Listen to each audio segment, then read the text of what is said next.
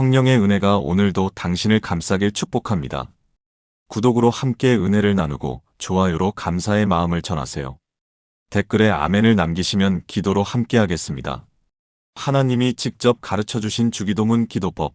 이렇게 했더니 실제 기적이 일어났습니다. 목사인 제가 부끄러운 고백을 하나 하겠습니다. 20년 넘게 목회를 하면서도 주기도문을 정말 제대로 기도해 본 적이 없었습니다. 그저 습관처럼 형식적으로 외우듯이 암송만 했을 뿐입니다. 예배 때마다 교우들과 함께 하늘에 계신 우리 아버지여. 이를 외쳤지만 그 말씀이 제 마음 깊은 곳까지 닿은 적이 거의 없었습니다.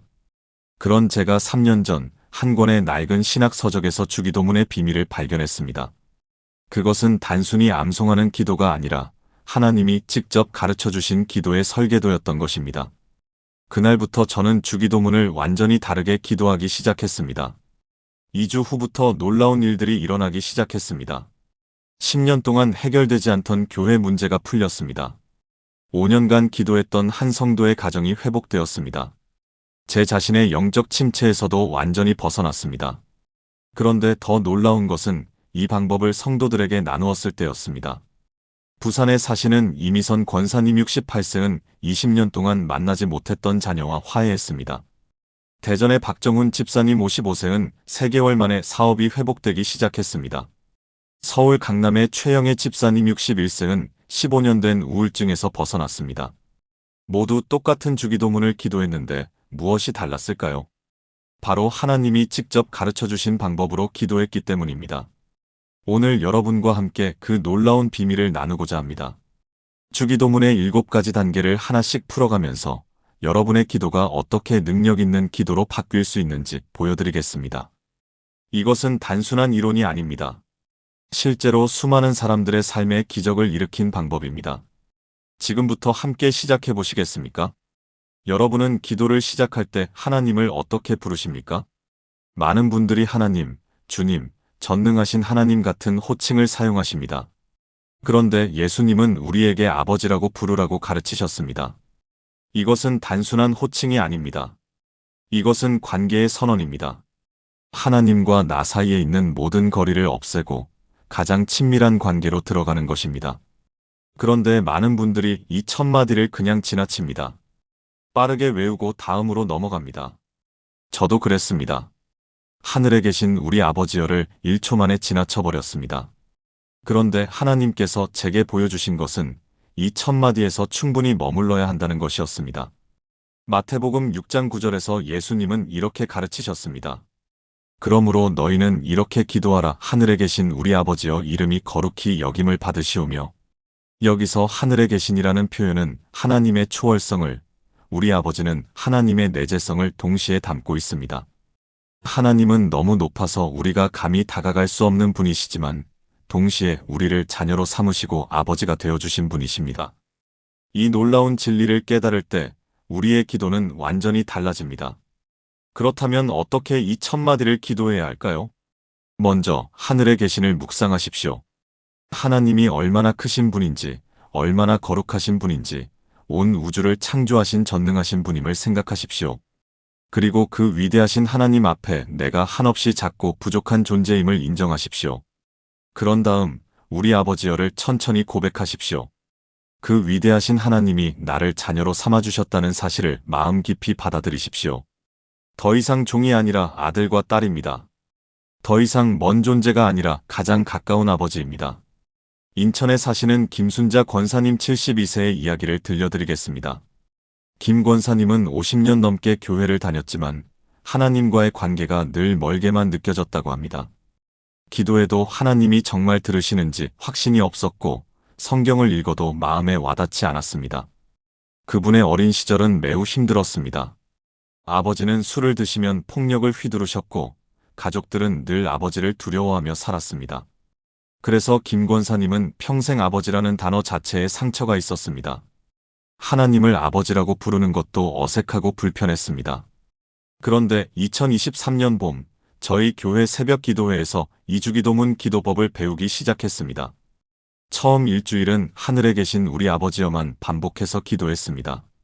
김 권사님은 매일 새벽 5시에 일어나 이 한마디를 30분 동안 묵상하며 기도했습니다. 처음 3일은 아무 느낌이 없었습니다. 그저 의무처럼 반복했을 뿐입니다. 그런데 4일째 되는 날, 갑자기 눈물이 쏟아지기 시작했습니다. 하나님, 당신은 정말 제 아버지이신가요? 저 같은 사람도 자녀로 받아주시는 건가요? 그날 김 권사님은 생애 처음으로 하나님의 아버지 되심을 체험했습니다. 세상의 아버지는 실수하고 실패할 수 있지만 하늘 아버지는 완벽하신 분이라는 것을 깨달았습니다. 한 달 후 놀라운 일이 일어났습니다. 40년 동안 연락하지 않던 친오빠가 갑자기 전화를 했습니다. 순자야, 미안하다. 그동안 연락 못해서. 오빠도 똑같이 아버지에게 상처를 받았고 그 상처 때문에 가족들과 연락을 끊고 살았던 것입니다. 하나님께서 김 권사님의 마음을 먼저 치유하시고 그 다음 가족의 관계까지 회복시켜 주신 것입니다. 지금 김 권사님은 매주 오빠와 통화하며 함께 하나님의 은혜를 나누고 있습니다. 사랑하는 여러분, 지금 저와 함께 이렇게 기도해 보시겠습니까? 하늘에 계신 우리 아버지, 감사합니다. 주님이 저를 자녀로 삼아주셨다는 이 놀라운 사실에 감사드립니다. 제가 어떤 모습이든 어떤 실수를 하든 주님은 변함없이 저의 아버지이십니다. 오늘 이 관계 안에서 평안을 누리게 하시고 주님의 사랑을 깊이 경험하게 하소서. 세상의 모든 관계가 흔들려도 주님과의 관계만은 견고하게 지켜주소서. 주님을 아버지라 부를 수 있는 이 특권에 감사하며 오늘 하루도 주님의 자녀로 살아가게 하소서. 예수님의 이름으로 기도합니다. 아멘. 이 기도를 매일 아침 첫 번째로 드려보세요. 하나님과의 관계가 회복될 때 다른 모든 관계도 치유되기 시작합니다. 그렇다면 두 번째 단계로 넘어가 보겠습니다. 주기도문의 두 번째 청원은 우리의 필요가 아니라 하나님의 영광에 관한 것입니다. 이것이 얼마나 중요한지 아십니까? 우리는 보통 기도를 시작하자마자 우리의 필요, 우리의 문제, 우리의 소원을 쏟아놓습니다. 하나님, 이것 주세요. 저것 해주세요. 이 문제 해결해 주세요. 그런데 예수님은 우리에게 먼저 하나님의 이름이 거룩히 여김을 받으라고 기도하라고 가르치셨습니다. 이것은 우선순위의 문제입니다. 내 필요보다 하나님의 영광이 먼저입니다. 내 문제보다 하나님의 이름이 먼저입니다. 시편 34편 3절은 이렇게 말씀합니다. 나와 함께 여호와를 광대하시다 하며 함께 그의 이름을 높이세. 하나님의 이름을 높이는 것, 그분의 이름을 거룩하게 여기는 것이 우리 기도의 출발점이어야 합니다. 그런데 많은 분들이 이 부분을 형식적으로 지나칩니다. 이름이 거룩히 여김을 받으시오며를 빠르게 암송하고 다음으로 넘어갑니다. 여기에 무슨 의미가 있는지, 어떻게 기도해야 하는지 모른 채 그냥 외울 뿐입니다. 하나님의 이름이 거룩히 여김을 받는다는 것은 무엇을 의미할까요? 히브리어에서 거룩하다는 말은 구별되다, 특별하다는 뜻입니다. 하나님의 이름이 거룩히 여김을 받는다는 것은 하나님이 다른 모든 것과 구별되어 특별히 높임을 받으신다는 의미입니다. 세상의 모든 것보다 하나님이 더 크시고 더 중요하고 더 귀하다는 것을 인정하는 것입니다. 그렇다면 실제로 어떻게 이것을 기도할 수 있을까요? 먼저 하나님의 이름들을 묵상하십시오. 여호와 일에 공급하시는 하나님, 여호와 라파 치료하시는 하나님, 여호와 샬롬 평강의 하나님, 여호와 니시 승리의 하나님 등 하나님의 다양한 이름들을 생각하십시오. 그리고 여러분의 삶에서 하나님이 어떤 분으로 역사하셨는지 기억하십시오. 질병을 치료해 주셨습니까? 그분은 여호와 라파이십니다. 경제적 필요를 채워주셨습니까? 그분은 여호와 이레이십니다. 그런 다음 그 이름을 높이며 찬양하십시오. 여호와 이레이신 하나님, 당신의 이름을 높입니다. 여호와 라파이신 하나님, 당신만이 나를 치료하실 수 있습니다. 대구에 사시는 정민호 장로님 64세의 간증을 나누겠습니다. 정 장로님은 30년 넘게 장로로 섬기셨지만 기도 생활에 늘 갈증이 있었습니다. 기도를 해도 형식적이고 능력이 없고 하나님의 임재를 경험하지 못했습니다. 2022년 여름 정 장로님의 사업이 큰 위기를 맞았습니다. 30년 동안 운영하던 제조업체가 코로나19 여파로 매출이 70% 급감했습니다. 직원 20명의 월급도 제때 주지 못할 상황이었고 은행 대출 이자도 밀리기 시작했습니다. 정 장로님은 매일 새벽 기도원에 나가 기도했습니다. 하나님, 사업을 살려주세요. 이 위기에서 건져주세요. 그런데 3개월이 지나도 아무런 변화가 없었습니다. 오히려 상황은 더 악화되었습니다. 그때 한 목사님이 이주기도문 기도법을 가르쳐 주셨습니다. 장로님, 먼저 하나님의 이름을 높이는 기도부터 시작해보세요. 정 장로님은 반신반의하며 시작했습니다. 매일 새벽 1시간씩 이름이 거룩히 여김을 받으시오며를 붙잡고 기도했습니다. 처음에는 어색했습니다. 내 문제가 급한데 왜 하나님의 이름을 높이는 기도를 해야 하지? 그런데 일주일째 되는 날 하나님의 음성을 들었습니다. 민호야, 네가 지금까지 내 이름을 높인 적이 있느냐? 너는 내 사업, 내 명예, 내 성공만 높였다. 그 순간 정 장로님은 자신의 기도가 얼마나 자기중심적이었는지 깨달았습니다. 30년 동안 하나님을 섬긴다고 했지만 실제로는 하나님을 이용해서 자신의 뜻을 이루려고 했던 것입니다. 그날부터 정 장로님의 기도가 완전히 바뀌었습니다. 하나님, 사업이 망해도 좋습니다. 제가 가진 모든 것을 잃어도 좋습니다. 다만 하나님의 이름만은 제 삶에서 높아지게 하소서. 놀랍게도 이렇게 기도를 바꾼 지 2주 만에 기적이 일어났습니다. 10년 전에 거래를 중단했던 대기업에서 갑자기 연락이 왔습니다. 정 대표님, 새로운 프로젝트가 있는데 함께 하실 수 있으세요? 그것은 정 장로님 회사가 30년 동안 해온 일과 정확히 맞는 프로젝트였습니다. 3개월 후 그 프로젝트 하나로 회사의 모든 빚을 갚았고 6개월 후에는 직원을 5명 더 고용할 수 있었습니다. 지금 정 장로님은 매출의 11조뿐 아니라 순이익의 30%를 선교와 구제에 쓰고 계십니다. 하나님의 이름을 높였더니 하나님이 저를 높여주셨습니다라고 고백하십니다. 사랑하는 여러분, 지금 저와 함께 이렇게 기도해 보시겠습니까? 거룩하신 하나님, 주님의 이름을 높입니다. 주님의 이름은 세상의 어떤 이름보다 위대하고 어떤 권세보다 높으십니다. 오늘 제 삶에서 주님의 이름만이 거룩히 여김을 받게 하소서. 제 성공, 제 명예, 제 욕심이 아니라 오직 주님의 이름만이 높아지게 하소서. 제가 하는 모든 일에서, 제가 만나는 모든 사람에게서 주님의 이름이 영광 받으시길 원합니다. 주님의 이름을 높이는 것이 제 인생의 최우선 순위가 되게 하소서. 예수님의 이름으로 기도합니다. 아멘. 이 기도를 드릴 때 여러분의 우선순위가 바뀌기 시작합니다. 하나님을 먼저 높일 때 하나님께서 여러분을 높여주십니다. 이제 3번째 단계로 나아가겠습니다. 주기도문의 3번째 청원은 하나님의 나라가 임하는 것입니다. 많은 분들이 이 구절을 오해합니다. 하나님의 나라가 임한다는 것을 단지 미래의 천국을 의미한다고 생각합니다. 물론 그것도 포함됩니다. 그러나 예수님이 가르치신 하나님의 나라는 지금 여기, 이 땅에 임하는 것입니다. 누가복음 17장 21절에서 예수님은 이렇게 말씀하셨습니다. 하나님의 나라는 너희 안에 있느니라. 하나님의 나라는 미래에만 있는 것이 아닙니다. 지금 우리 안에, 우리 가운데 임할 수 있습니다. 그렇다면 하나님의 나라가 임한다는 것은 무엇을 의미할까요? 그것은 하나님의 통치가 실제로 이루어지는 것을 의미합니다. 내 삶의 모든 영역에서 하나님이 왕이 되시고 하나님의 뜻이 이루어지는 것입니다. 가정에서, 직장에서, 관계에서, 건강에서, 재정에서 하나님이 주권을 행사하시는 것입니다. 그런데 우리는 얼마나 자주 우리 삶의 왕 노릇을 하려고 합니까? 내 뜻대로, 내 계획대로, 내 방식대로 살려고 합니다. 그리고 안 되면 하나님께 불평합니다. 하나님, 왜 제 기도를 들어주지 않으세요? 그런데 하나님의 나라가 임하려면 먼저 내 왕국이 무너져야 합니다. 내 뜻을 내려놓고 하나님의 뜻을 구해야 합니다. 실제로 이것을 어떻게 기도할 수 있을까요? 먼저 여러분의 삶에서 하나님의 통치를 거부하고 있는 영역이 무엇인지 찾으십시오. 아직도 여러분이 왕 노릇하려고 하는 부분이 어디입니까? 결혼 문제입니까? 자녀 문제입니까? 재정 문제입니까? 건강 문제입니까? 그 영역을 하나님께 드리십시오.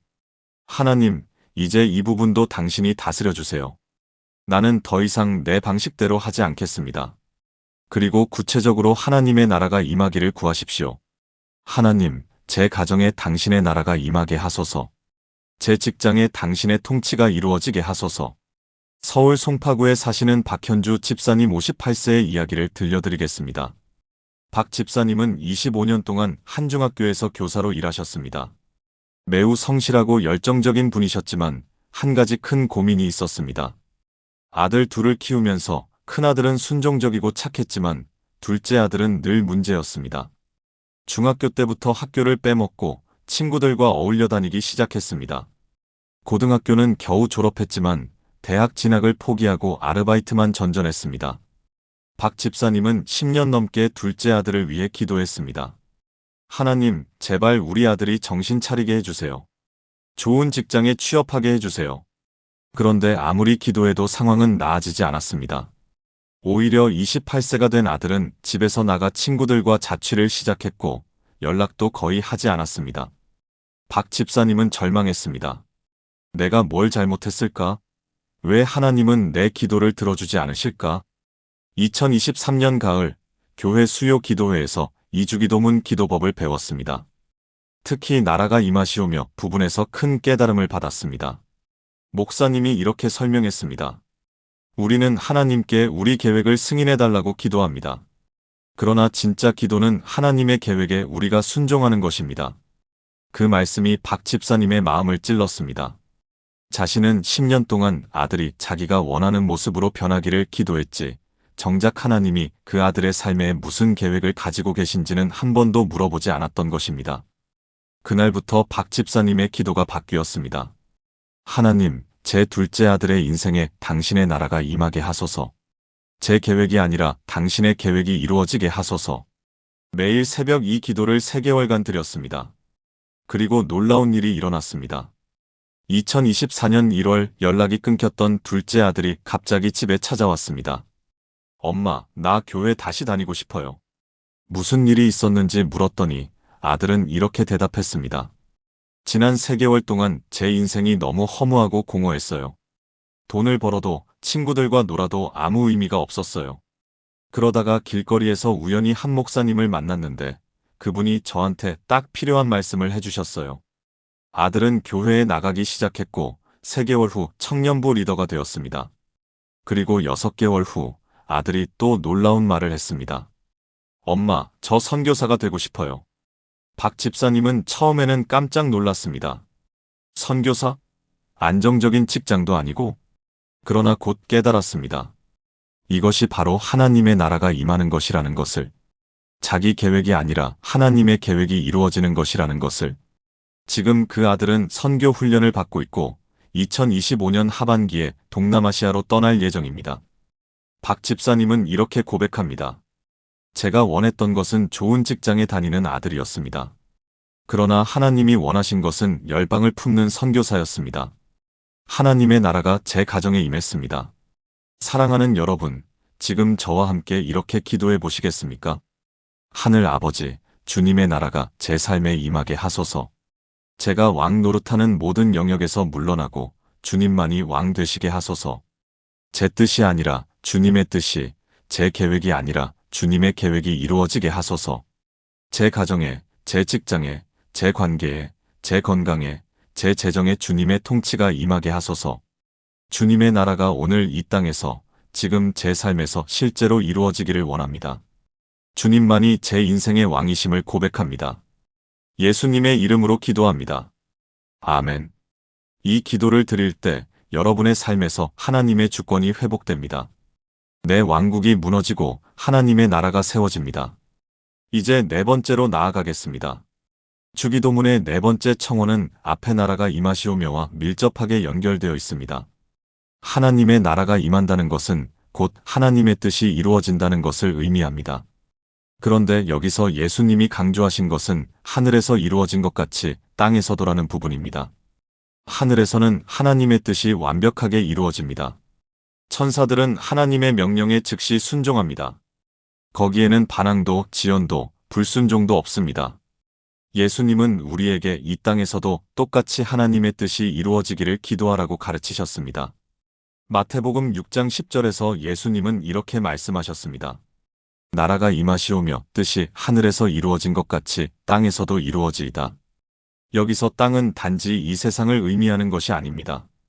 그것은 바로 나를 의미합니다. 내 삶에서, 내 마음에서, 내 결정에서 하나님의 뜻이 이루어지는 것입니다. 그런데 솔직히 말씀드리겠습니다. 우리는 하나님의 뜻을 구한다고 하면서 실제로는 하나님이 우리 뜻을 승인해 주시기를 바랍니다. 하나님, 이것이 당신의 뜻이죠? 맞죠? 이미 마음속으로 결정해놓고 하나님께 확인 도장만 받으려고 합니다. 진정한 기도는 이것입니다. 하나님, 당신의 뜻이 무엇입니까? 제 뜻이 아니라 당신의 뜻을 보여주세요. 그리고 하나님의 뜻을 알았을 때 천사들처럼 즉시 순종하는 것입니다. 실제로 어떻게 이것을 기도할 수 있을까요?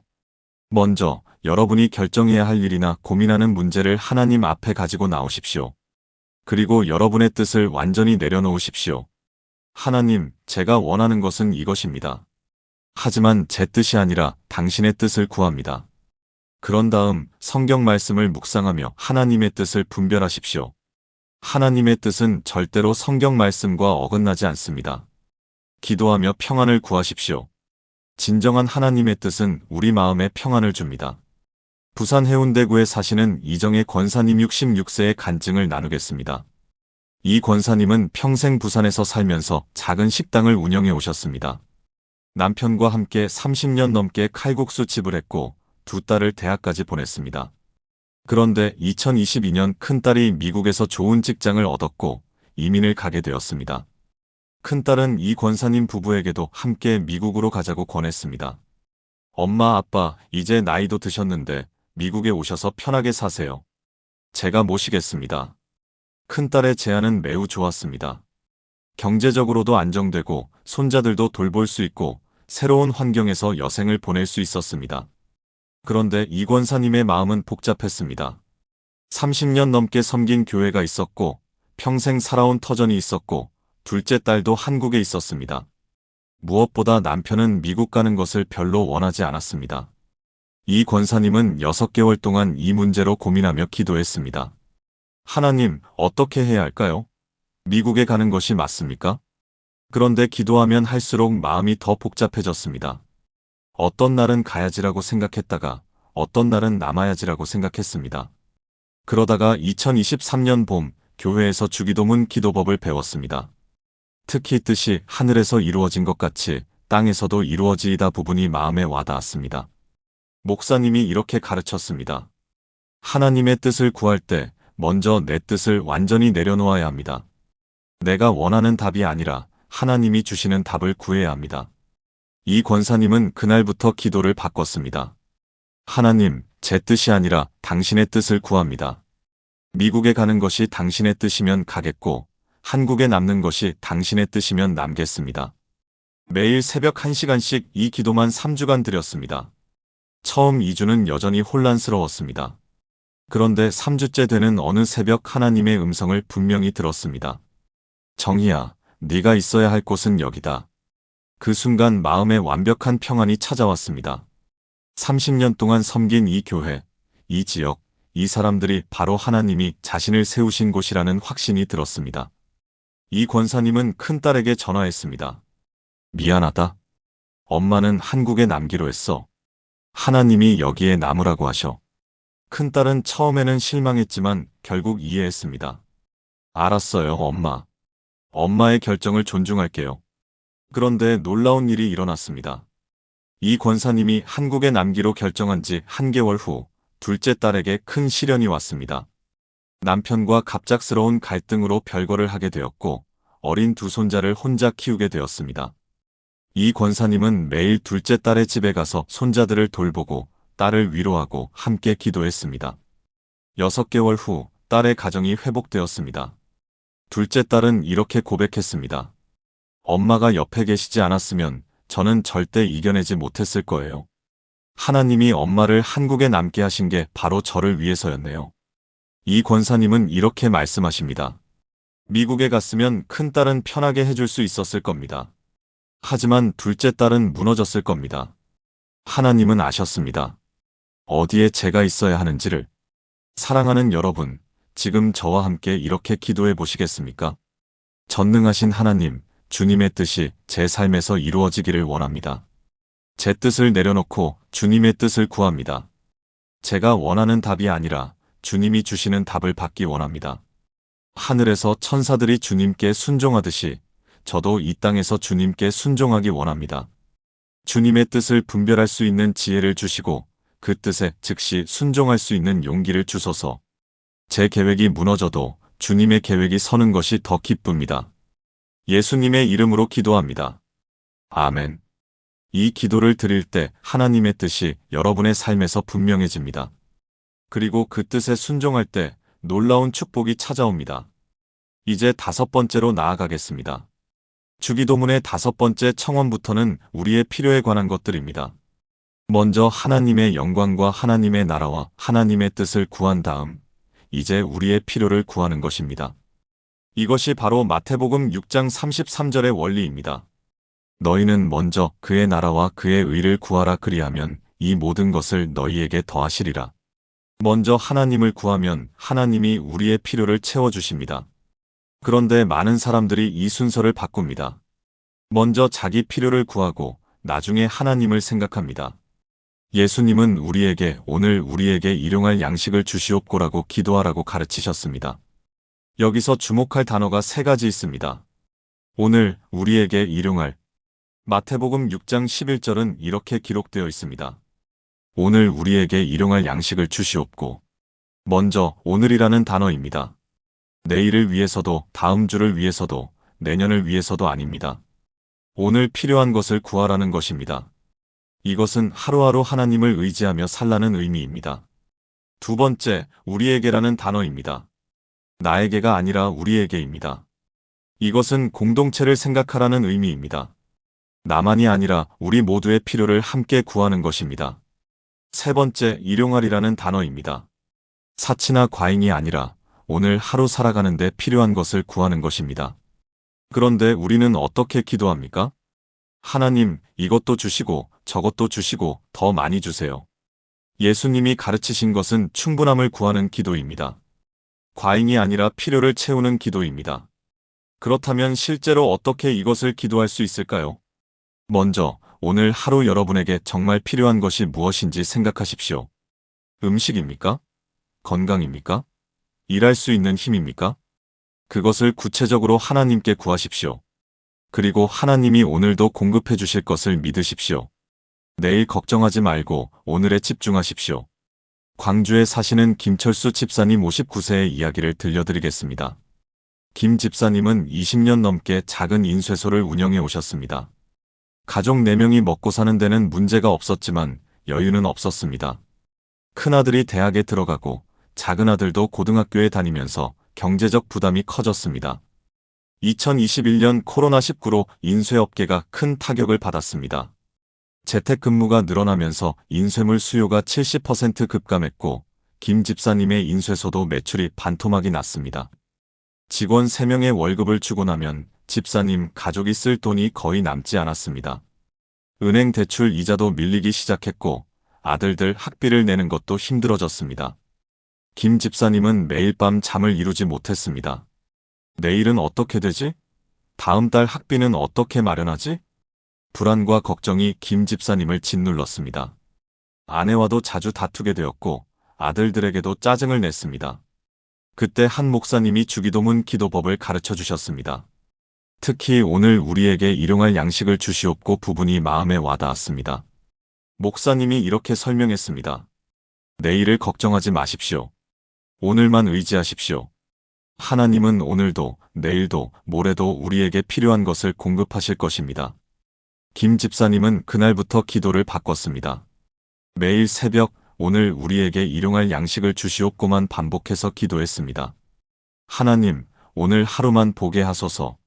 내일은 내일 염려할 것이요. 오늘 필요한 것만 공급해 주소서. 처음 일주일은 여전히 불안했습니다. 그런데 2주째부터 마음에 평안이 찾아오기 시작했습니다. 신기하게도 매일매일 필요한 것이 채워졌습니다. 어떤 날은 갑자기 작은 주문이 들어왔고 어떤 날은 오래된 거래처에서 연락이 왔습니다. 큰 돈은 아니었지만 그날 필요한 만큼은 정확히 공급되었습니다. 3개월 후 김 집사님은 완전히 달라졌습니다. 여전히 경제적으로 어려웠지만 더 이상 불안하지 않았습니다. 하나님이 오늘도 공급하셨으니 내일도 공급하실 것이다라는 확신이 생겼습니다. 그리고 6개월 후 놀라운 일이 일어났습니다. 한 대기업에서 연락이 왔습니다. 김 대표님, 우리 회사 사보를 인수해 주실 수 있으세요? 매달 5만 부씩 3년 계약으로요. 그것은 김 집사님 인쇄소가 30년 만에 받은 최대 규모의 주문이었습니다. 그 계약 하나로 모든 빚을 갚았고 직원을 2명 더 고용할 수 있었습니다. 아들들 학비도 걱정 없이 낼 수 있었고 아내와의 관계도 회복되었습니다. 김 집사님은 이렇게 고백합니다. 3개월 동안 오늘만 의지하며 살았을 때 하나님은 3년치를 한꺼번에 주셨습니다. 하루하루 신실하신 하나님을 경험했을 때 하나님은 더 큰 것으로 채워주셨습니다. 지금도 김 집사님은 매일 아침 이 기도를 드립니다. 오늘 우리에게 일용할 양식을 주시옵고. 사랑하는 여러분, 지금 저와 함께 이렇게 기도해 보시겠습니까? 신실하신 하나님, 오늘 하루 필요한 모든 것을 공급해 주소서. 내일을 걱정하지 않고 오늘만 주님을 의지하며 살게 하소서. 주님이 주시는 것으로 만족하며 감사하며 살게 하소서. 제 필요뿐 아니라 우리 공동체의 필요도 함께 채워주소서. 일용할 양식을 구하되 과욕을 부리지 않게 하시고 충분함에 감사하게 하소서. 오늘도 내일도 모레도 주님이 공급하실 것을 믿습니다. 예수님의 이름으로 기도합니다. 아멘. 이 기도를 드릴 때 내일에 대한 불안이 사라지고 오늘에 대한 평안이 찾아옵니다. 하나님은 신실하신 분이십니다. 이제 6번째로 나아가겠습니다. 주기도문의 6번째 청원은 가장 어렵지만 가장 중요한 부분입니다. 용서에 관한 기도입니다. 많은 사람들이 이 부분을 형식적으로 지나칩니다. 우리 죄를 사하여 주시옵고까지는 기도하지만 우리가 우리에게 죄 지은 자를 사하여 준 것 같이라는 앞부분은 건너뜁니다. 그런데 예수님은 이 2가지를 분리할 수 없다고 가르치셨습니다. 마태복음 6장 12절에서 예수님은 이렇게 말씀하셨습니다. 우리가 우리에게 죄 지은 자를 사하여 준 것 같이 우리 죄를 사하여 주시옵고. 그리고 주기도문을 가르치신 직후 예수님은 이것을 다시 강조하셨습니다. 마태복음 6장 14절 15절입니다. 너희가 사람의 잘못을 용서하면 너희 하늘 아버지께서도 너희 잘못을 용서하시려니와 너희가 사람의 잘못을 용서하지 아니하면 너희 아버지께서도 너희 잘못을 용서하지 아니하시리라. 이것은 매우 엄중한 말씀입니다. 하나님의 용서와 우리의 용서가 직접 연결되어 있다는 것입니다. 우리가 다른 사람을 용서하지 않으면 하나님도 우리를 용서하지 않으신다는 것입니다. 많은 분들이 이 말씀 때문에 불편해합니다. 그럼 제가 완벽하게 용서해야만 하나님이 저를 용서하신다는 말씀인가요? 그런데 이것은 조건이 아니라 원리입니다. 우리가 진정으로 하나님의 용서를 경험한 사람이라면 다른 사람도 용서할 수 있다는 원리입니다. 하나님께 얼마나 큰 죄를 용서받았는지 깨달은 사람은 다른 사람의 작은 잘못을 용서하지 못할 이유가 없습니다. 그렇다면 실제로 어떻게 이것을 기도할 수 있을까요? 먼저 하나님께 여러분이 지은 죄를 고백하십시오. 구체적으로 솔직하게 숨김없이 고백하십시오. 그리고 하나님의 용서를 구하십시오. 그런 다음 여러분에게 상처를 준 사람들을 떠올리십시오. 그들의 이름을 하나하나 하나님 앞에 들고 나오십시오. 그리고 그들을 용서한다고 선포하십시오. 하나님, 저는 을 용서합니다. 제 마음에서 그에 대한 미움과 원망을 내려놓습니다. 수원에 사시는 한미경 권사님 64세의 이야기를 들려드리겠습니다. 한 권사님은 35년 전 결혼하셨지만 결혼 생활이 순탄하지 않았습니다. 시어머니와의 갈등이 심했고 특히 며느리인 한 권사님을 늘 무시하고 비난했습니다. 내가 뭘 안다고 이래라 저래라야? 시집 온 주제에. 한 권사님은 20년 넘게 참고 견뎠습니다. 아이들 때문에, 남편 때문에, 체면 때문에 참았습니다. 그런데 마음속 깊은 곳에는 시어머니에 대한 원망이 쌓여갔습니다. 10년 전 시어머니가 치매에 걸리셨습니다. 아무도 돌보려 하지 않았고 결국 한 권사님이 모셔야 했습니다. 한 권사님은 의무감으로 시어머니를 돌봤지만 마음으로는 사랑하지 못했습니다. 매일 시어머니를 씻기고 밥을 먹이고 기저귀를 갈면서도 마음속으로는 왜 내가 이 사람을 돌봐야 하지? 라는 생각뿐이었습니다. 5년이 지나면서 한 권사님 자신도 우울증에 빠졌습니다. 교회도 나가기 싫었고 기도도 하기 싫었고 살아갈 의욕이 없었습니다. 병원에서 항우울제를 처방받았지만 별로 효과가 없었습니다. 2023년 여름 교회에서 주기도문 기도법을 배웠습니다. 특히 우리가 우리에게 죄 지은 자를 사하여 준 것 같이 부분이 마음에 찔렸습니다. 목사님이 이렇게 설명했습니다. 용서하지 못하는 것은 독약을 마시고 상대방이 죽기를 바라는 것과 같습니다. 결국 죽는 것은 자기 자신입니다. 한 권사님은 그날 밤 잠을 이루지 못했습니다. 35년 동안 쌓인 원망과 미움이 자신을 죽이고 있다는 것을 깨달았습니다. 그 다음날 새벽 한 권사님은 무릎을 꿇고 기도했습니다. 하나님, 저는 시어머니를 용서하지 못했습니다. 35년 동안 미워했습니다. 그런데 제가 하나님께 받은 용서가 얼마나 큽니까? 하나님, 저를 도와주세요. 시어머니를 용서할 수 있게 해주세요. 처음에는 아무 느낌이 없었습니다. 그저 의무적으로 용서합니다라고 말할 뿐이었습니다. 그런데 2주째 되는 날 놀라운 일이 일어났습니다. 새벽 기도를 하는데 갑자기 눈물이 쏟아졌습니다.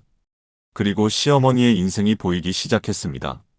19세에 시집와서 평생 시댁에서 고생했고 남편에게 사랑받지 못했고 자식들에게도 존중받지 못했던 시어머니의 아픈 인생이 보였습니다. 그분도 피해자였구나. 그분도 상처받은 사람이었구나. 한 권사님은 그날 진심으로 시어머니를 용서했습니다. 그리고 놀랍게도 그날부터 우울증이 사라지기 시작했습니다. 3개월 후 한 권사님은 항우울제를 끊을 수 있었습니다. 6개월 후 시어머니를 돌보는 것이 더 이상 짐이 아니라 은혜가 되었습니다. 어머니 사랑합니다라고 진심으로 말할 수 있게 되었습니다. 1년 후 시어머니가 세상을 떠나셨습니다. 한 권사님은 장례식장에서 눈물을 흘리며 이렇게 고백했습니다. 어머니 용서해 주셔서 감사합니다. 그리고 저도 어머니를 용서했습니다. 하늘에서 편히 쉬세요. 지금 한 권사님은 교회에서 가정상담 사역을 하고 계십니다.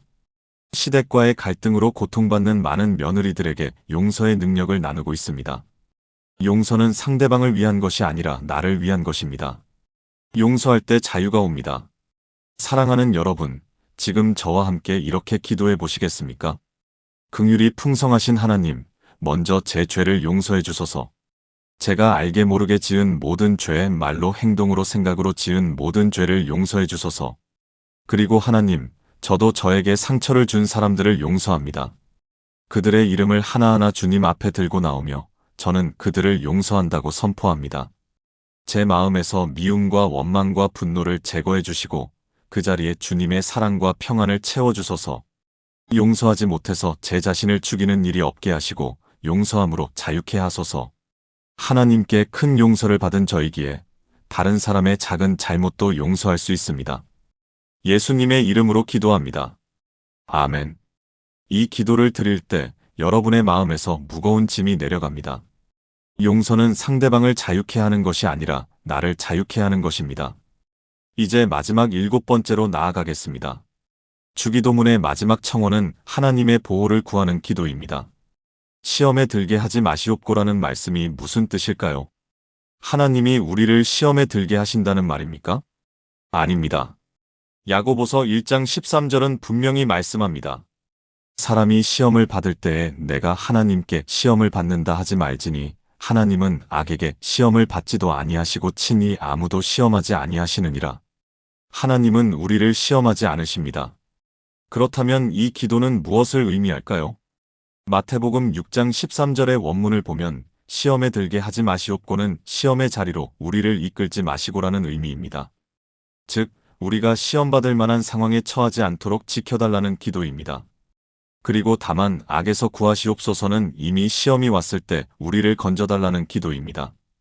이것은 매우 실제적인 기도입니다. 우리는 매일 수많은 시험과 유혹에 직면합니다. 돈의 유혹, 권력의 유혹, 정욕의 유혹, 교만의 유혹, 게으름의 유혹 등등. 이런 시험에서 우리를 지켜달라고 기도하는 것입니다. 고린도전서 10장 13절은 이렇게 약속합니다. 사람이 감당할 시험 밖에는 너희가 당한 것이 없나니 오직 하나님은 미쁘사 너희가 감당하지 못할 시험 당함을 허락하지 아니하시고 시험 당할 즈음에 또한 피할 길을 내사 너희로 능히 감당하게 하시느니라.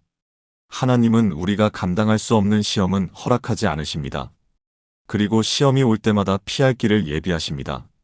그렇다면 실제로 어떻게 이것을 기도할 수 있을까요? 먼저 여러분이 약한 부분이 무엇인지 아십시오. 어떤 유혹에 쉽게 넘어갑니까? 돈입니까? 명예입니까? 정욕입니까? 분노입니까? 그 부분을 구체적으로 하나님께 아뢰며 보호를 구하십시오. 하나님, 저는 약합니다. 이 부분에서 저를 지켜주소서. 그리고 매일 아침 이 기도를 드리십시오. 오늘 하루 저를 모든 시험에서 지켜주시고 악에서 구원해 주소서. 천안에 사시는 박재훈 장로님 67세의 간증을 나누겠습니다. 박 장로님은 40년 넘게 건설 회사를 운영하셨습니다. 작은 회사로 시작했지만 성실하게 일해서 중견기업으로 성장시켰습니다. 직원 150명, 연 매출 300억 원 규모의 회사가 되었습니다. 교회에서도 장로로 섬기며 11조와 헌금을 성실히 드렸습니다. 주변 사람들이 보기에 박 장로님은 성공한 사업가이자 모범적인 그리스도인이었습니다. 그런데 2020년 큰 시험이 찾아왔습니다. 한 대기업에서 100억 원 규모의 프로젝트를 따낼 기회가 생겼습니다. 그런데 입찰 과정에서 담당 이사가 박 장로님에게 제안했습니다. 박 대표님, 5억 원만 챙겨주시면 이 프로젝트는 대표님 겁니다. 박 장로님은 순간 고민에 빠졌습니다. 5억 원을 주면 100억 원을 벌 수 있습니다. 회사도 성장하고 직원들 월급도 올려줄 수 있고 더 많이 헌금할 수도 있습니다. 이 정도는 다들 하는 거 아닌가? 이게 비즈니스 아닌가? 박 장로님은 3일 밤을 잠 못 이루며 고민했습니다. 그런데 넷째 날 새벽 기도하다가 주기도문이 마음에 떠올랐습니다. 우리를 시험에 들게 하지 마시옵고 다만 악에서 구하시옵소서. 그 순간 깨달았습니다. 지금 이것이 바로 시험이구나. 하나님이 허락하지 않으시는 방법으로 성공하려는 것이 바로 악이구나. 박 장로님은 무릎을 꿇고 기도했습니다. 하나님, 저를 이 시험에서 건져주소서. 제가 욕심에 넘어가지 않게 지켜주소서. 다음 날, 박 장로님은 그 이사에게 전화했습니다. 죄송합니다. 저는 그렇게는 할 수 없습니다. 결과적으로 그 프로젝트는 다른 회사가 따갔습니다. 박 장로님은 100억 원을 놓쳤습니다. 회사 임원들이 불평했습니다. 대표님, 왜 그렇게 하셨습니까? 우리 회사가 얼마나 큰 기회를 놓쳤는지 아십니까? 박 장로님은 대답했습니다. 100억을 얻고 내 영혼을 잃는 것보다 100억을 잃고 내 영혼을 지키는 것이 낫습니다. 그런데 놀라운 일이 6개월 후에 일어났습니다. 그 프로젝트를 따낸 회사가 부정 입찰 혐의로 검찰 수사를 받게 되었습니다. 그 이사와 함께 뇌물을 준 회사 대표가 모두 구속되었습니다. 만약 박 장로님이 그 제안을 받아들였다면 지금 감옥에 있었을 것입니다. 하나님이 박 장로님을 시험에서 건져주신 것입니다. 더 놀라운 것은 1년 후였습니다. 정직하게 사업한다는 소문이 퍼지면서 여러 공공기관에서 박 장로님 회사에 연락이 왔습니다. 박 대표님, 우리와 함께 일하실 수 있으세요? 3년 동안 200억 원 규모의 프로젝트를 따냈고 회사는 더욱 성장했습니다.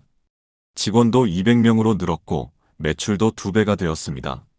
박 장로님은 이렇게 고백합니다. 100억을 포기했을 때 하나님은 200억을 주셨습니다. 시험을 이겼을 때 하나님은 더 큰 축복을 주셨습니다. 지금도 박 장로님은 매일 아침 이 기도를 드립니다. 우리를 시험에 들게 하지 마시옵고 다만 악에서 구하시옵소서. 사랑하는 여러분, 지금 저와 함께 이렇게 기도해 보시겠습니까? 전능하신 하나님, 오늘 하루 저를 모든 시험에서 지켜주소서. 제가 약한 부분, 넘어지기 쉬운 부분을 아시는 주님, 그 부분에서 특별히 저를 보호해 주소서.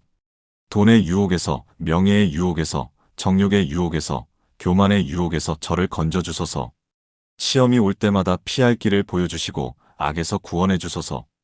잠깐의 쾌락과 이익을 위해 영원한 것을 잃지 않게 하시고 끝까지 주님의 길을 걷게 하소서. 주님의 능력으로 오늘도 승리하게 하소서. 예수님의 이름으로 기도합니다. 아멘. 이 기도를 드릴 때 하나님의 보호하심이 여러분을 덮습니다. 어떤 시험이 와도 이길 수 있는 능력이 생깁니다. 사랑하는 여러분, 지금까지 주기도문의 7가지 단계를 함께 나누었습니다. 이제 이 모든 것을 하나의 기도로 드리겠습니다. 저와 함께 기도하시겠습니까? 하늘에 계신 우리 아버지, 저를 당신의 자녀로 삼아주셔서 감사합니다. 오늘 이 시간 주기도문의 놀라운 비밀을 깨닫게 하시고 관계 회복의 은혜, 예배의 능력, 하나님 나라의 통치, 순종의 축복, 일용할 양식의 공급, 용서의 자유, 그리고 보호하심의 은혜를 경험하게 하심을 감사드립니다. 저는 고백합니다. 주님은 나의 아버지이시며 주님의 이름은 거룩하십니다. 주님의 나라가 제 삶에 임하고 주님의 뜻이 하늘에서와 같이 이 땅에서도 이루어지기를 원합니다. 오늘 저에게 일용할 양식을 주시고 제 죄를 용서하시며 저도 저에게 죄 지은 자를 용서합니다. 저를 시험에 들게 하지 마시고 다만 악에서 구원해 주소서. 오늘부터 저와 제 가족이 매일 이 주기도문을 새로운 방법으로 기도하게 하소서. 단순히 암송하는 것이 아니라 묵상하며 적용하며 경험하며 기도하게 하소서. 이 기도가 우리 집의 능력이 되게 하시고 우리 삶의 반석이 되게 하소서. 형식이 아닌 능력으로, 습관이 아닌 은혜로, 의무가 아닌 기쁨으로 이 기도를 드리게 하소서. 하나님과의 관계가 회복되고 하나님의 이름이 높아지고 하나님의 나라가 임하고 하나님의 뜻이 이루어지고 필요가 채워지고 용서가 일어나고 보호받는 놀라운 기적을 날마다 경험하게 하소서. 이 모든 것이 주님의 약속이심을 믿고 신뢰하며 의지합니다. 나라와 권세와 영광이 아버지께 영원히 있사옵나이다. 살아계신 예수 그리스도의 이름으로 기도합니다. 아멘. 사랑하는 여러분, 오늘 우리가 함께 나눈 주기도문 기도법의 7가지를 정리하겠습니다. 첫째, 하늘에 계신 우리 아버지여는 하나님과의 관계를 회복하는 기도입니다. 둘째, 이름이 거룩히 여김을 받으시오며 는 하나님을 최우선으로 높이는 기도입니다. 셋째, 나라가 임하시오며 는 하나님의 통치를 구하는 기도입니다. 넷째, 뜻이 하늘에서 이루어진 것 같이 땅에서도 이루어지이다는 하나님의 뜻에 순종하는 기도입니다. 다섯째, 오늘 우리에게 일용할 양식을 주시옵고는 하나님의 공급을 의지하는 기도입니다. 여섯째, 우리가 우리에게 죄 지은 자를 사하여 준 것 같이 우리 죄를 사하여 주시옵고는 용서의 능력을 경험하는 기도입니다. 일곱째, 우리를 시험에 들게 하지 마시옵고 다만 악에서 구하시옵소서는 하나님의 보호를 구하는 기도입니다. 이 7가지가 바로 하나님이 직접 가르쳐 주신 주기도문의 비밀입니다. 단순히 암송하는 것이 아니라 묵상하고 적용하며 기도할 때 놀라운 기적이 일어납니다. 오늘부터 여러분도 이 방법으로 주기도문을 기도해 보시길 바랍니다. 매일 아침 한 단계씩 천천히 묵상하며 기도하십시오. 일주일에 한 단계씩 집중해서 기도하셔도 좋습니다. 중요한 것은 형식이 아니라 진심입니다. 하나님과의 진정한 대화, 진정한 관계입니다. 이 주기도문 기도법이 여러분의 삶에도 놀라운 변화를 가져올 것을 믿습니다. 이 영상이 도움이 되셨다면 좋아요를 눌러주시고 더 많은 분들이 이 은혜를 함께 나눌 수 있도록 공유해주세요. 그리고 아래 댓글란에 주기도문으로 기도합니다 라고 남겨주시면 제가 여러분 한 분 한 분을 위해 기도하겠습니다. 하나님의 은혜와 평강이 여러분과 여러분의 가정에 늘 함께 하시길 축복합니다. 감사합니다.